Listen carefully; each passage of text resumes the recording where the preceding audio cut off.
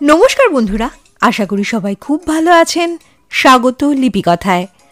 আজ শোনাবো লেখক শেখর বসু রচিত মজার গল্প পণ্ডিত ভূতের পাহারায়।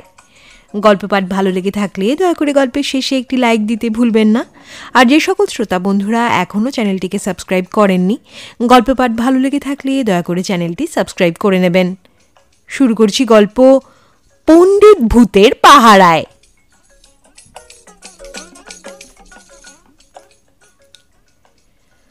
মধুসূদনবাবু চাকরি থেকে অবসর নেওয়ার পরে মনের মতো একটা বাড়ি বানালেন। ওপরে আর নিচে দুটো ফ্ল্যাট, সামনে ছোট্ট একটা বাগান। কৃপণ হিসেবে মধুসূদনবাবুর ভীষণ বদনাম ছিল, কিন্তু বাড়ি তৈরির ব্যাপারে উনি বিন্দুমাত্র কার্পণ্য দেখাননি। সারা জীবনের জমানো টাকা দু হাতে খরচা করে ছবির মতো বাড়ি বানিয়েছেন। বাড়িটা যে দেখে সেই তারিফ করে। সবাই বলে, হ্যাঁ, রুচি আছে বটে বাড়ির মালিকের। মধুসূদনবাবুর ছেলে মেয়ে নেই, কর্তাগিন্নির সংসার, তবে খুবই সুখের সংসার। আগে কর্তাগিন্নির মধ্যে একটু ঝগড়াঝাটি হতো, কিন্তু গিন্নি বদ্ধ কালা হয়ে যাওয়ায় পরে সে অশান্তিটুকু আর হয় না। এক হাতে তালি বাজে না, একজনের গলা বাজিতে ঝগড়া হয় না। তাই ওদের সংসারে এখন আর কোনো রকম গোলমাল নেই। বাড়ি তৈরির পেছনে মধুসূদনবাবুর একটা সোজা হিসেব ছিল। দোতলায় থাকবে স্বামী স্ত্রী, একতলাটা ভাড়া দেওয়া হবে। ভাড়া আর ব্যাংকের সুদের টাকায় দুজনের সংসার দিব্যি হেসে খেলে চলে যাবে। অঙ্কের নিয়মে সব কিছুই হলো, কিন্তু কোনো ভাড়াটেই মধুসূদনবাবুর বাড়িতে 1 মাসের বেশি টিকতে পারল না। শেষে বাড়িটার দুর্নাম হয়ে গেল। অত সুন্দর বাড়িতে ভাড়াটে আর আসতে চায় না। মধুসূদনবাবুর একজন হিতৈষী বন্ধু ছিলেন, তারা ওকে নানাভাবে বোঝালেন, কিন্তু মধুসূদনবাবু ওর যুক্তি থেকে এক চুলও সরে এলেন না। সব পরামর্শের উত্তরেই ওর এক কথা। একটু তেড়ে ফুঁড়ে উঠেই বলেন, আরে মশাই, বাড়িটা আমার রক্ত জল করা টাকায় তৈরি। এ বাড়ির প্রতিটি জিনিস আমার খাটনির টাকায় কেনা। আমার সারা জীবনের সঞ্চয় এই বাড়ির পেছনে ঢেলেছি, আর সেই বাড়ি আমি দেখাশোনা করব না? ওর এই সব কথা শুনে ওর পুরনো বন্ধুদের একজন বলেছিলেন, আপনি তাহলে আপনার ফ্ল্যাটটা চোরেদের ভাড়া দিয়ে দিন। চোরেরা রাত্রিরে চুরি করার জন্য বেরিয়ে যাবে, ফিরে এসে দিনের বেলায় ঘুমোবে। আপনার বাড়িতে থাকতে ওদের কোনো অসুবিধা হবে না। পুরনো বন্ধুর কথায় বেশ কষ্ট পেয়েছিলেন মধুসূদনবাবু, কিন্তু উনি কোনো উত্তর দেননি। বাড়ি ফিরে এসে মনের দুঃখে গিন্নিকে বলেছিলেন, আচ্ছা তুমিই বলো, আমি কি কোনো অন্যায় করেছি? এদিকে যা চোরের উৎপাত, রাত্রির বেলায় বাড়ি পাহারা না দিলে কি চলে?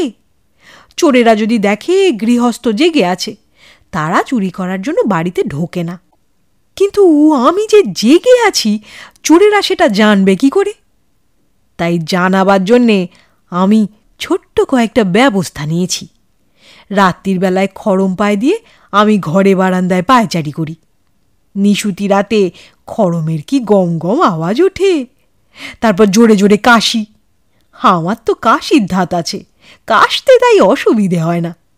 বিকট শব্দ ওঠে কাশির। তারপর একটা লাঠি দিয়ে বেহালার ঝড়ের মতো বারান্দার গ্রিলে টানি। গ্রিলের কিরিং কিরিং কিরিং কিরিং শব্দ অনেক দূর পর্যন্ত পৌঁছে যায়। এইসব করা কি দোষের? কত কষ্ট করে বাড়ির সবাইকে চোরের হাত থেকে বাঁচাই, কিন্তু কি কপাল আমার! যাদের বাঁচাই সেই ভাড়াটেরাই আমাকে গালাগালি দেয়। আমার জন্যেই ওরা নাকি রাতের পর রাত ঘুমোতে পারে না। আমার জন্যেই ওরা নাকি এ বাড়ি ছেড়ে দিতে বাধ্য হয়। তুমি বলো, আমার দোষটি কোথায়? মধুসূদনবাবুর কথা শেষ হলে সমবেদনা জানাবার গলায় ওর স্ত্রী বলেন, বাগানের গেটের খিলটা তুমি এবার পাল্টাও, একটু ঠেললেই ওটা খুলে যায়। গরু ছাগল ওই গেটটা ঠেলে ভেতরে ঢুকে গাছপালা সব নষ্ট করেছে। তবে তোমারও তো মন খারাপ করার কি আছে, পাতাবাহারে 4টে গাছ নষ্ট হয়েছে তো কি হয়েছে, তুমি এবার 4টের জায়গায় 8টা লাগাও। তবে হ্যাঁ, তার আগে ছুতোর মিস্ত্রি ডেকে এনে বাগানের গেটটা ঠিক করিয়ে নাও। কি কথা আর কি উত্তর! মধুসূদনবাবু কপাল চাপড়ে বললেন, কালার মরণ, একটা কথা যদি কানে যায়। তারপর ঘর থেকে বেরিয়ে বারান্দায় এসে দাঁড়ালেন। এইভাবেই দিন গড়াতে লাগলো। মাসের পর মাস কেটে গেল, কিন্তু মধুসূদনবাবুর বাড়িতে আর কোনো ভাড়াটে এলো না। তার বদলে যাঁরা এলেন তারা সাধারণত পোড়ো বাড়িতে থাকেন। মধুসূদনবাবুর একতলার ফ্ল্যাটে বিনা ভাড়ার বাসিন্দা হলেন 2 জন ভূত, খুব পণ্ডিত ভূত। ভূতেদের সমাজে সবাই এদের খুব মান্যিগণ্যি করে। পড়াশুনোর সুবিধের জন্য একটু নিরিবিলি জায়গা খুঁজছিলেন। হঠাৎ এই ফ্ল্যাটটা পেয়ে গিয়ে ওদের আনন্দ আর ধরে না। সাজানো গোছানো ফ্ল্যাট, সব ঘরে দেওয়াল আলমারি। পণ্ডিত ভূত 2 জন ওই সব আলমারিতে নিজেদের বইপত্র গুছিয়ে ফেললেন চটপট। এরা এখন খুব গুরুত্বপূর্ণ একটি বিষয় নিয়ে গবেষণা করছেন। এই বিষয়ে ভূতেদের সমাজে এখনো কেউ মাথা ঘামায়নি। বিষয়টি হলো মানুষদের ভৌতিক ব্যবহার। রক্ত মাংসের মানুষ, কিন্তু তাদের আচার আচরণ এক্কেবারে ভুতুড়ে। অবিকল চ্যাংড়া ভূতদের মতো কাণ্ড কারখানা করে থাকে। কেন করে, করে কি লাভ, এর সুফল ও কুফল কি কি, মানুষের সমাজে এর প্রভাব কি, ভূতেরা কি এই আচরণের দ্বারা প্রভাবিত হতে পারে, এই সব নিয়েই গবেষণা। গবেষণার বিষয় খুব কঠিন, কিন্তু এই কঠিন বিষয়টি এই 2 পণ্ডিত ভূত বেছে নিয়েছেন। রাত একটু গভীর হলে গবেষক ভূত 2 জন পড়াশুনো করতে বসে গেলেন নতুন ফ্ল্যাটে। চারিদিক অসম্ভব নির্জন। নির্জন রাতে ভূত 2 জনের পড়াশুনোর কাজ এগিয়ে যাচ্ছিল তরতর করে। হঠাৎ 2 জন ভূতই চমকে উঠলেন একসঙ্গে। মাথার উপরে খট খট খটাত। কি ব্যাপার? পাড়ার বখাটে ভূতেরা কি ওদের বিরক্ত করতে এসেছে? কিছুক্ষণ মন দিয়ে শোনার পর ওরা বুঝতে পারলেন এ শব্দ ভূতের নয়। দোতলায় কোনো মানুষ শব্দ করে হেঁটে বেড়াচ্ছে। অদ্ভুত তো! কোনো শব্দ যদি একইভাবে একটানা অনেকক্ষণ ধরে চলে, আস্তে আস্তে সেটা কানে সয়ে যায়। গবেষকরা আবার তাদের কাজে মন বসালেন কোনো মতে, কিন্তু খুব একটা এগোতে পারলেন না। হঠাৎ খক খক করে প্রচণ্ড জোরে কাশির শব্দ উঠল। কাশি আর থামতেই চায় না। নিশুত রাতে বিকট কাশির দমকে গোটা বাড়িটা প্রায় কেঁপে কেঁপে উঠছিল। এই শব্দটাও ভেসে আসছে এ বাড়ির দোতলা থেকে। এইরকম বিকট শব্দের মধ্যে কি কাজে মন বসানো যায়? কিন্তু বসাতেই হবে। এ তো মামুলি গল্পের বই পড়া নয়, গবেষণা বলে কথা। যত ঝক্কি ঝামেলাই আসুক না কেন, কাজ থামালে চলবে না। কাজে মন বসল শেষে। এগোতে লাগলো সেই কাজ একটু একটু করে। কিন্তু কিছুক্ষণ বাদে এক ভয়ঙ্কর শব্দে ওদের হৃৎপিণ্ড প্রায় লাফিয়ে উঠল 1 হাত। হাতের ধাক্কায় দরকারি সব বইপত্র ছড়িয়ে পড়ল মেঝে। এটা আবার কিসের শব্দ? ক্রিং ক্রিং ঘং ক্রিং ক্রিং, হে শব্দ আসছে বাড়ির দোতলা থেকে। মাঝ রাত্রিরে বিকট ওই শব্দে সারা পাড়া যেন চমকে উঠছিল। এত গোলমালের মধ্যে কাজ করা তো দূরের কথা, ঘরের মধ্যে চুপ করে বসে থাকা অসম্ভব। কিন্তু হচ্ছেটা কি দোতলায়?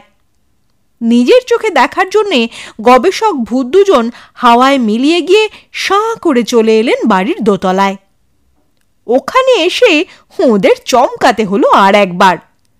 বাড়িওয়ালা মধুসূদন বাবুর পরনে ধুতি, গায়ে ফতুয়ার মতো একটা জামা, পায়ে খড়ম। উনি এক মনে লাঠির ছড় টেনে যাচ্ছিলেন জানালার গ্রিলে। গবেষক ভূত দুজনের মধ্যে একজন মাস্টার মশাই আর একজন ছাত্র। মাস্টার মশাই ফিসফিস করে ছাত্রকে বললেন, আরে, এ লোকটা তো আমাদের গবেষণার কাজে লেগে যাবে। একেই বলে মানুষদের ভৌতিক আচরণ। কিন্তু লোকটা এরকম করছে কেন?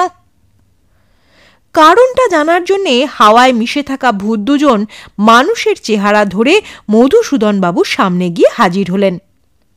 মাঝরাত্রিরে হঠাৎ ঘরের মধ্যে লোক দেখে মধুসূদন বাবু চোর চোর বলে চেঁচাতে যাচ্ছিলেন, কিন্তু তার আগেই মাস্টার মশাই ভূত বলে উঠলেন, আরে আরে, আমরা চোর নয়, ভূত ভূত। আপনি শুধু শুধু ভয় পাবেন না। মধুসূদন বাবু ভূতের চাইতে চোরকে ঢের বেশি ভয় পান। মাস্টার মশাই ভূতের কথা একটু আশ্বস্ত হলেন উনি, কিন্তু তার মন থেকে সন্দেহ দূর হলো না পুরোপুরি। চোখ ছোট করে বললেন, আপনারা যে ভূত, তার প্রমাণ কি? প্রমাণ? দুজন ভূতই খুব অবাক হলেন। বলে কি লোকটা? বলিহারি সাহস তো।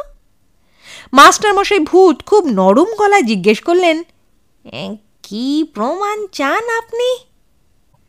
যেন বাগে পেয়েছেন এমন ভঙ্গিতে মধুসূদন বাবু জিজ্ঞেস করলেন, আপনারা কি নিজেদের মাথা নিজেরাই চিবিয়ে খেতে পারেন?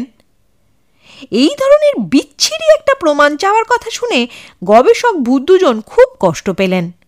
কয়েক মুহূর্ত চুপ করে থাকার পরে মাস্টার মশাই ভূত বললেন, আমরা লেখাপড়া করে থাকি।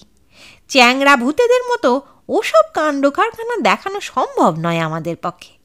তবে আপনি যখন প্রমাণ চাইছেন, আমরা একটু ভূতের নাচ দেখাতে পারি, দেখবেন। অবিশ্বাসী মানুষের গলায় মধুসূদন বাবু জবাব দিলেন, বেশ, তাই দেখান। নাচ শুরু করলেন পণ্ডিত দুই ভূত, বিশুদ্ধ ভৌতিক নাচ, মাথা নিচে পা ওপরে। নাচে সে কি তাল! চোখের নিমেষে ঘরের এ কোণ থেকে ও কোণে উড়ে যাচ্ছিলেন ওরা। নাচ চলছিল দেওয়ালে, সিলিংয়ে, কখনো বা দরজা জানলার পাল্লায়। ভূতের নাচ দেখে মুগ্ধ হয়ে গিয়ে মধুসূদন বাবু, বাহ বাহ, দারুণ, আরেকটু চলুক ঘুরে ফিরে, এই সব তারিফের শব্দ বেরিয়ে আসছিল ওর মুখ থেকে। মধুসূদন বাবু থিয়েটার সিনেমা দেখেননি বহুদিন। শেষ নাচ কবে দেখেছেন মনেই পড়ে না। ইদানিং বন্ধু বান্ধবদের সঙ্গে মেলামেশা করা ছেড়ে দিয়েছেন প্রায়। কালাগিন্নির সঙ্গে কথা বলে সুখ নেই। ভূতের নাচ দেখার পরে উনি তাই ছেলে মানুষের মতো হাততালি দিয়ে উঠেছিলেন। ভূত দুজন পড়াশুনো করা ভূত, নাচানাচি করার ভূত নন। একটুখানি নাচার পরেই ওরা বেশ হাঁপিয়ে গিয়েছিলেন, কিন্তু মধুসূদন বাবু চট করে ওদের থামতে দিতে চাইছিলেন না। ভূতের নাচ শেষ হলো এক সময়। ক্লান্ত মাস্টার মশাই একটু দম নেয়ার পরে বললেন, কি আমরা যে সত্যি সত্যি ভূত, এবার বিশ্বাস হয়েছে তো? মধুসূদন বাবু অমায়িক হাসি হেসে বললেন, নিশ্চয়ই নিশ্চয়ই। এবার বলুন, আপনাদের কি কাজে লাগতে পারি আমি? গবেষক দুজন ঘোর প্যাঁচের ভূত নন, সাদা সরল ভূত। এখানে আসার উদ্দেশ্য অকপটে বলার পরে মাস্টার মশাই ভূত বললেন, আপনার নিচের ফ্ল্যাটটা তো ফাঁকাই পড়ে আছে। আমরা সব ঘর চাই না, কোণের দিকের একটা ঘর পেলেই চলে যাবে। আপনি রক্ত মাংসের মানুষ হলেও আপনার আচরণ কিছুটা ভূতের মতো। আপনি আমাদের গবেষণার কাজে একটু সাহায্য করবেন। এই সাহায্য মানে তেমন কিছু নয়, মাঝে মধ্যে আপনার সঙ্গে আমরা একটু গল্প করব। এর বিনিময়ে আপনি যা চান তাই দেব আপনাকে। মধুসূদন বাবু বিনয়ী মানুষ। ভূতের কথায় ওর গোঁফের ফাঁকে ধূর্ত একটা হাসি খেলে গেল। বেশ ঝলমলে মুখে বললেন, এ আর কি এমন বড় কথা, আমার নিজের তেমন পড়াশুনো হয়নি, কিন্তু যারা করেন তাদের আমি খুব শ্রদ্ধা করি। পণ্ডিত ভূতের কাজে লাগতে পারলে আমি নিজেকে ধন্য মনে করব। হ্যাঁ, তবে আপনাদের কাজ চালাবার সঙ্গে সঙ্গে আপনারা যদি আমার ছোট্ট একটা উপকার করেন তাহলে খুব ভালো হয়। কি উপকার? সংকোচ করবেন না, খোলা মনে বলুন। নিশ্চয়ই নিশ্চয়ই, আপনারা সদাশয় ভূত, আপনাদের কাছে সংকোচ করার কোনো মানে হয় না। আমার বয়স হয়েছে, কিন্তু রাত্রিরে ঘুমোবার উপায় নেই। কেন কেন? এ পাড়ায় খুব চোরের উৎপাত। আপনারা তো সারা রাত্রির জেগে পড়াশুনো করবেন, ওই সঙ্গে যদি একটু উপকার করেন। আরে কি আশ্চর্য, কি আশ্চর্য! বলুন না কি কাজ। এই সব দায়িত্ব আপনাদের উপর চাপাতে আমার খারাপ লাগছে, তবু বলি, আপনারা গবেষণা চালাবার সঙ্গে সঙ্গে যদি রাতের বেলায় এ বাড়িটা একটু পাহারা দেন। মধুসূদনবাবুর কথাতে দুই ভূতই হেসে উঠলেন। এ তো খুবই সামান্য ব্যাপার, আপনি নির্ভয়ে থাকুন, আমরা আপনাকে কথা দিলাম। মাসখানেক ধরে বিস্তর চেষ্টা চরিত্র করে নিচের ফ্ল্যাটে এক ঘর ভাড়াটে বসালেন মধুসূদনবাবু। একতলার কোণের দিকের ঘরটা বাদে বাকি সব ঘর ভাড়াটের দখলে গেল। কোণের ঘরটা তালা দেওয়া থাকে সব সময়। মাঝে মধ্যে রাত্রির বেলায় ওই ঘরে ঢুকে একা একা কথা বলেন মধুসূদনবাবু। ভাড়াটেরা ভাবে ভীমরতি ধরেছে বুড়োর, কিন্তু ক্ষতিকারক নয়। আগের মতো তো আর রাত্রিরে বিদঘুটে সব শব্দ করে না। নিরুপদ্রবে এখন সবার রাত কেটে যায় এ বাড়িতে। আসল কথাটা মধুসূদনবাবু কিন্তু কারো কাছে ফাঁস করেননি। রাতের বেলায় দুই পণ্ডিত ভূত গবেষণার কাজ চালিয়ে যাচ্ছেন পুরো দমে। বিরাট কাজ। এ কাজ শেষ হতে নাকি পাক্কা 10টি বছর লেগে যাবে। মধুসূদনবাবু নিশ্চিন্ত। প্রতি রাতে ঠিক 9টার সময় খেতে বসেন, 9:30 এক গ্লাস জল খেয়ে শুয়ে পড়েন। বহুকালের ঘুম জমে আছে। বিছানায় পড়া মাত্র ঘুম, এক ঘুমে রাত কাবার। ওর আর কোনো দুর্ভাবনা নেই। উনি এখন খুব ভালোভাবেই জানেন আগামী 10 বছরের মধ্যে কোনো চোর যদি ভুল করেও এ বাড়িতে ঢুকে পড়ে তাকে আর আস্ত ঘাড় নিয়ে ফিরতে হবে না। শেষ হলো গল্প। গল্পপাঠ ভালো লেগে থাকলে দয়া করে চ্যানেলটি সাবস্ক্রাইব করে নেবেন আর বেল বাটনটি প্রেস করলে আমার পরবর্তী গল্পের নোটিফিকেশন আপনারা পেয়ে যাবেন। আপনারা চাইলে গল্পটিকে আপনাদের বন্ধুবান্ধব প্রিয়জনদের সাথে শেয়ার করে নিতে পারেন। সবাই খুব ভালো থাকবেন, সুস্থ থাকবেন। অনেক ধন্যবাদ।